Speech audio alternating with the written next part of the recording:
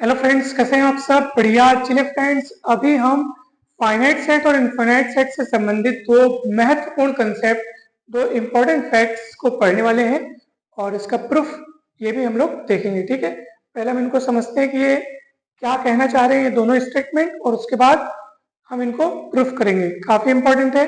इसके पहले के वीडियोस में हमने फाइनाइट इनफाइनाइट सेट की डेफिनेशन, अनेक सारे एग्जांपल्स, फिर उसके बाद हमने पढ़ा denumerable set, countable set, uncountable set इत्यादि की परिभाषा, उदाहरण समेत बहुत विस्तार से चर्चा की गई है।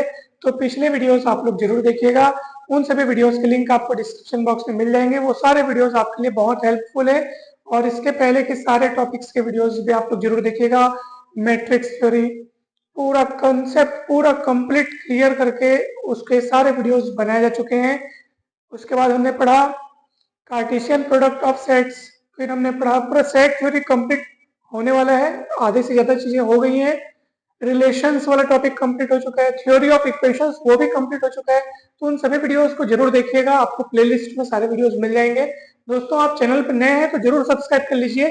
मैथ्स के लिए ये चैनल आपको बहुत हेल्प करेगा, बहुत सारे कंसेप्ट आपको क्लियर हो जाएंगे और आपको आगे चल करके कॉम्पिटेटिव एग्जाम में भी बहुत हेल्प करेंगे। तो जरूर जरूर सब्सक्राइब कीजिएगा। अब चलिए हम देखते हैं कि ये दो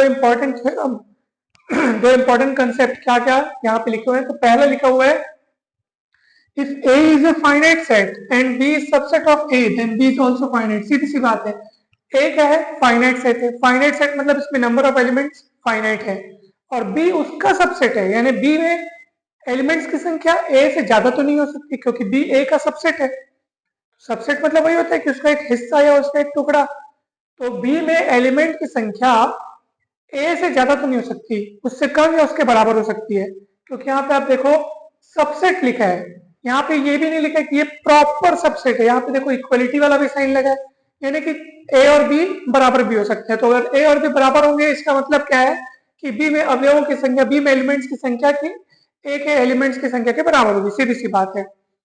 परंतु अगर बी ए का प्रॉपर सबसेट है, तो ऐसी स्थिति में बी में एलिमेंट्स की संख्या ए से तो कम ही होगी।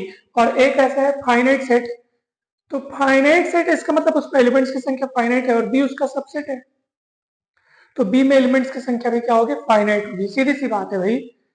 फाइनाइट मतलब परिमित से छोटा अपरिमित थोड़ी हो सकता है ना भाई। तो एकदम कॉमन सी बात है कि बी में एलिमेंट्स की संख्या भी क्या होगी? फाइनाइट ही होगी। तो ये तो यही ऐसे ही सिद्ध हो गया। और इसको सिस्टमेटिक अगर अपन सिद्ध करना चाहें तो वो भी आसान है। देखो, यहाँ पे आप केसेस लेके चलो कि मान लो बी यदि फाइव है, ठीक है, केस फर्स्ट लेके चलो।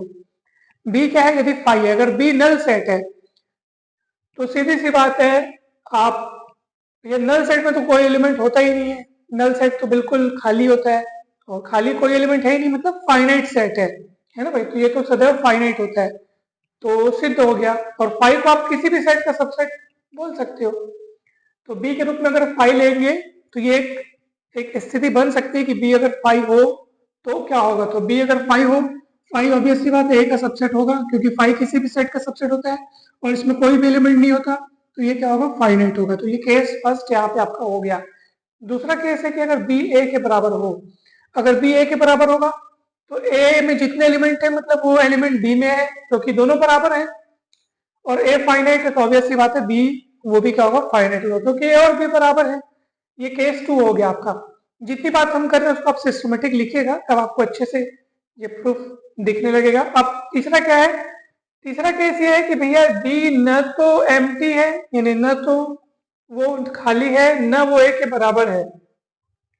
अर्थात अर्थात इसका मतलब क्या हुआ कि बी प्रॉपर सबसेट ऑफ ए, बराबर नहीं है बल्कि उसका क्या है? प्रॉपर सबसेट है ना भाई। क्योंकि ये चीज अपने को दिया है, बी सबसेट ऑफ ए दिया है अपने को, तो इसमें से हम ये चीज और ये चीज, अच्छा बी ए के बराबर नहीं है ना भाई।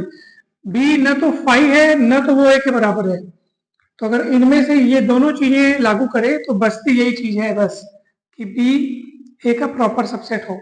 ठीक है, अगर आप ये लेके चले, क्योंकि ये हमको प्रश्न में दिया हुआ है और ये प्रश्न में दिया है, और हम मान लेते हैं कि भैया बी न तो खाली है और बी न तो ए के बराबर है, तो इसका मतलब फिर ये चीज डायरेक्ट इसको इंप्लाई करेगा, है ना भाई। अब देखो, ए क्या है? फाइनाइट सेट है। फाइनाइट सेट होने के नाते वो काउंटेबल है। काउंटेबल है इसका मतलब उसके एलिमेंट्स को हम काउंट कर सकते हैं। काउंट कर सकते हैं इसका मतलब ये जरूर ही न्यूमेरिकली इक्विवेलेंट होगा एन के जहाँ के कोई नेचुरल नंबर है। सीधी सी बात है, काउंट कर सकते हैं मतलब उसमें कुछ संख्या होगी, उसके एलिमेंट्स कोई कोई फाइनाइट कुछ क्वांटिटी होगी, कुछ एक नंबर होगा, उसके एलिमेंट्स मान लो 500 600 700 कितने भी एलिमेंट्स हो सकते हैं, तो वो एक नंबर होगा। जैसे मान लो ए में है 500 एलिमेंट, तो समझ लीजिए कि ये एन 500 के की वैल्यू 500, तो एन 500 बोलने का मतलब क्या है 1 2 3 4 कहाँ तक जाएगा 500 तक जाएगा ये, क्योंकि ए में कितने एलिमेंट्स हैं 500। अपन मान के चले कि अगर ए में 500 एलिमेंट्स है तो वास्तव में आप उन एलिमेंट्स को 1 1 करस्पॉन्डेंस दिखा सकते हो इन 500 नेचुरल नंबर्स के साथ, आप उनको 1 1 करस्पॉन्डेंस दिखा सकते हो। इसलिए हम लिख रहे हैं कि a is numerically equivalent to n के। अगर ऐसा कब एन के लिखने का मतलब ये है कि हाँ साफ से पता चल रहा है कि a में के नंबर ऑफ एलिमेंट्स हैं। अब देखो b क्या है, a का प्रॉपर सबसेट है। प्रॉपर सबसेट इसका मतलब क्या है कि जरूर b में a से कम अवयव होंगे। इसका अर्थ यह है कि कोई एक नेचुरल नंबर n इस प्रकार अवश्य एग्जिस्ट करेगा जो कि k से छोटा होगा, क्योंकि n के इक्विवेलेंट कौन है a है, अर्थात a में नंबर ऑफ एलिमेंट्स k है ना भाई, a में अवयवों की संख्या कितनी है k है, और b a का प्रॉपर सबसेट है, तो b में जो अवयवों की संख्या होगी वो इस k से कम होगी, ठीक है, और 0 से बड़ी होगी क्योंकि b नॉन एम्प्टी है, और तब b इज इक्विवेलेंट टू क्या हो जाएगा, b में अवयवों की संख्या n है तो ये nn के इक्विवेलेंट हो जाएगा, अर्थात b इक्विवेलेंट मिल रहा है nn के। इसका मतलब क्या है, साफ साफ पता चल रहा है कि b इज फाइनाइट। तो इस तरीके से ये प्रूफ होता है कि अगर मान लो कोई सेट फाइनाइट है तो उसका सबसेट क्या होगा, फाइनाइट होगा। तो इस तरीके से ये थ्योरम प्रूफ होता है। कहीं पर भी कोई भी डाउट होगा तो आप लोग जरूर पूछिएगा, ठीक है। तो यहाँ पे जैसे ना a is numerically equivalent to n का मतलब a में k नंबर ऑफ एलिमेंट्स हैं, और b a का प्रॉपर सबसेट का मतलब b में अवयवों की संख्या a से कम होगी। मान लीजिए n नंबर ऑफ एलिमेंट्स है b में, तो n इज ऑलवेज, यहाँ पे n जो है वो k से क्या होगा, छोटा होगा, शून्य से बड़ा होगा, क्योंकि b नॉन एम्प्टी है। नॉन एम्प्टी इसका मतलब उसमें कम से कम एक एलिमेंट तो है ही है, ठीक है, तो इसका आपको ध्यान रखना है। और फिर b में n नंबर ऑफ एलिमेंट्स है तो b इक्विवेलेंट टू nn, इसका मतलब b क्या हो गया, फाइनाइट हो गया। तो इस तरीके से थ्योरम प्रूफ होता है दोस्तों। चलिए अभी दूसरा थ्योरम हम आपको होमवर्क के रूप में देते हैं, इसको आप ध्यान दीजिएगा।